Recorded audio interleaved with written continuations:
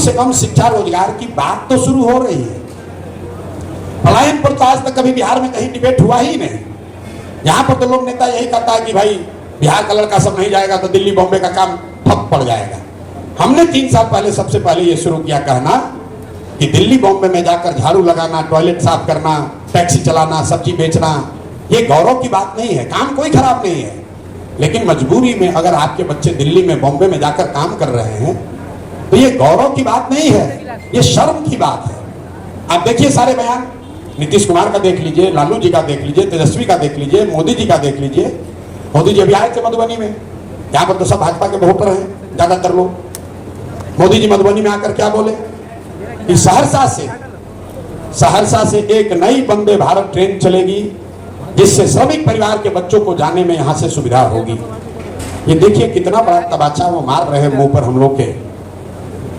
वो authorise prime minister कह रहा है कि यहाँ से आपको ट्रेन दिया जाएगा ताकि आपके बच्चे मजदूर बनकर जाएंगे गुजरात में काम करने। कभी आपने सोचा कि मोदी जी जाकर ये गुजरात में कह सकते हैं?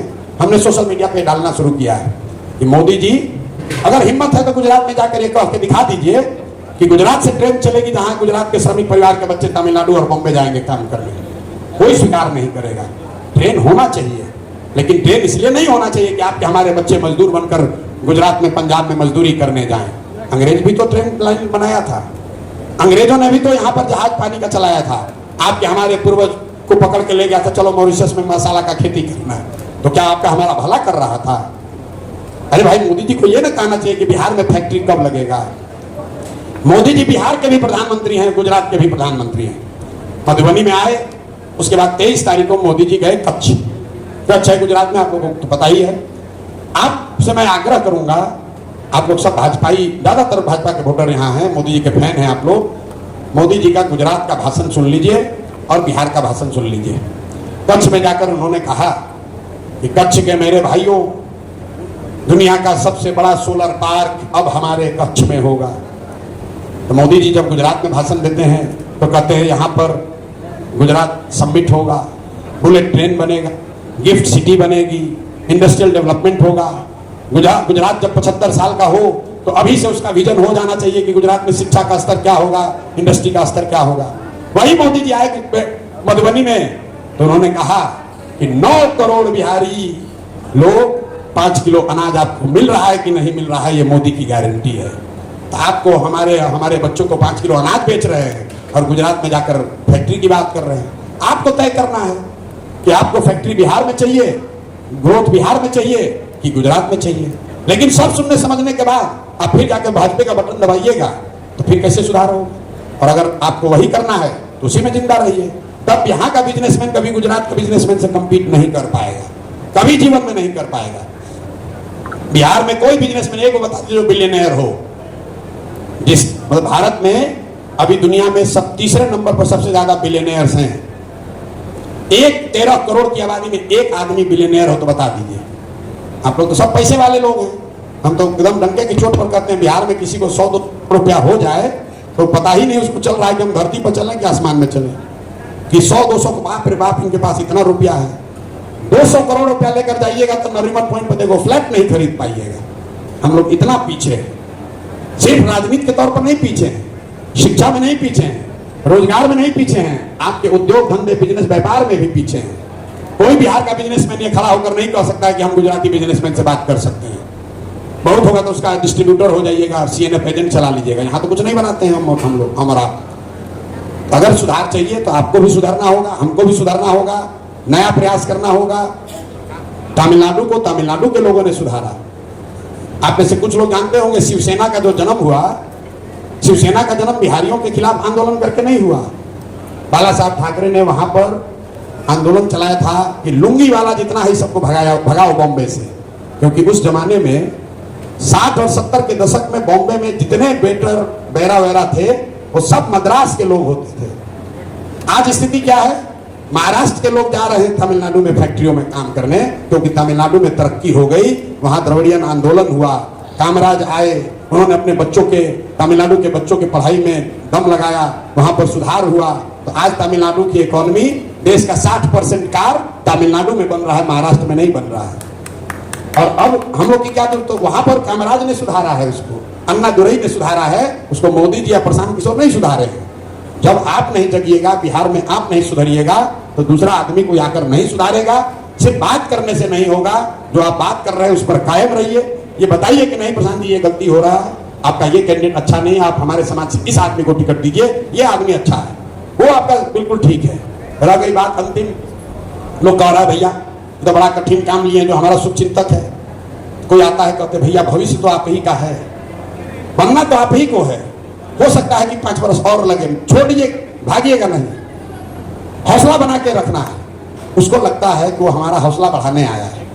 मेरे भाई उसकी दुर्दशा देखिए, इफेक्टिवली वो आदमी ये कह रहा है कि 30-35 वर्ष से कुचा के अभी मन नहीं भरा है, 5 वर्ष और कुचाएंगे, तब तक आप प्रयास करते रहिए, तो 30 में आपको वोट देंगे। अरे भाई हम तो पहले ही कहे हैं कि 10 वर्ष लगेगी, 15 वर्ष, हम तो लगे ही हुए हैं। जीवन आपका नरक हुआ है और आप कह रहे हैं कि नहीं अभी 5 वर्ष और लग सकता है, तो लगाओ 5 वर्ष और, 5 वर्ष और भोगो। जब तुमको यही मजा आ रहा है, इतना नहीं समझ, दूसरा आदमी क्या कहता है भाई चलो मौका मिल गया, देखो विकल्प मिला, इसके साथ होते हैं। लेकिन यहाँ लोग क्या कर रहा है, जो मेरा प्रशंसक है, भैया काम एकदम बढ़िया कर रहे हैं, आप बहुत बढ़िया बोल रहे हैं, छोड़िएगा मत, भविष्य आप ही का है, सब लोग आप ही को देख रहा है, बहुत होगा तो यही होगा कि इस बार नहीं होगा तो 30 में होगा। अरे भाई तो 5 वर्ष और अभी कुचाओगे, अभी नहीं मन भरा है तो कुचाओ 5 वर्ष और। हमको बता रहा बड़ा कठिन काम लिए है। अरे भाई अभिमन्यु चक्रव्यूह में घुसे, उसको नहीं तोड़ पाए, मार दिए गए, लेकिन इतिहास अभिमन्यु की शौर्य गाथा गा रहा है, उनको घेर कर मारने वाले का गाथा कोई नहीं गाता है। तो अगर बिहार को सुधारने के इस प्रयास में हमारा नुकसान भी हो रहा है तो उसका कोई गम नहीं है। हम सोच समझ कर घुसे हैं कि ये कठिन काम है, और कठिन है इसीलिए हमको करना है, तय आप कर लीजिए कि आपको उसमें जुटना है कि बाहर बैठ के कमेंट्री करना है। अगर आपको लग रहा है कि प्रयास ठीक है, परिणाम कुछ भी हो, प्रयास ठीक है तो जुड़िए, मन से तन से जुड़िए, धन बचा के भी रखिए भाजपा के लिए, लेकिन कम से कम मन से तो जुड़िए, अपने बच्चों के लिए जुड़िए। और पैसे वालों की बैठक में हम एक और बात कहते हैं, लोगों को लगता है अरे भाई हम तो ठीक हैं, हम तो बिहार में है हैं, साथ में हमारा एक बिजनेस कानपुर में भी खोल लिए हैं, गुजरात में भी फैक्ट्री लगा रहे हैं, बाल बच्चा को वहाँ शिफ्ट कर दिए हैं, हमारा क्या होगा, हम तो ठीक है, मेरा दुनिया चल रहा है। ऐसी बात नहीं है। जो गरीब है उसका नुकसान तो है ही, लेकिन जो पैसे वाले हैं उनका ज्यादा नुकसान है। जो गरीब का लड़का है वो मजदूरी करने गया है, जब उसका शरीर थकेगा, बूढ़ा होगा तो वो वापस आएगा अपने गांव। लेकिन आपके बच्चे जो बाहर चले गए, लिख के ले लीजिए, वो दुनिया कभी जीवन में वापस आने वाले नहीं, कभी नहीं आएंगे। जिस मेहनत कर, जो 16-16 घंटा काम करके एक दमड़ी बचाकर आपने घर बनाया, दुकान बनाई, फैक्ट्री बनाई, वो बच्चे आपके वापस नहीं आएंगे। हमारी दशा देख लीजिए, हमारा घर का फोटो वीडियो देख लीजिएगा। हमारे बाबूजी 200 बीघा जमीन खरीदे हैं, 4 गो घर बनवाए हैं, वहां दिया बत्ती जलाने वाला भी कोई नहीं है। और हम अगर बिहार में हैं, हम एकदम कुपुत्र तो नहीं है, लेकिन फिर भी हम भी वहां नहीं जा रहे। कैसे जाएंगे वहां गांव में? और हमारे बाद कोई होगा तो वहीं बंगलोर और दिल्ली में बैठे बैठे जमीन उमीन बेच देगा। तो अगर आपको भगवान ने कुछ संसाधन, बुद्धि, व्यवस्था दी है, तो आपकी ये बड़ी जिम्मेवारी है, आप समाज को सुधारने में कंधा लगाइए, कुछ योगदान कीजिए।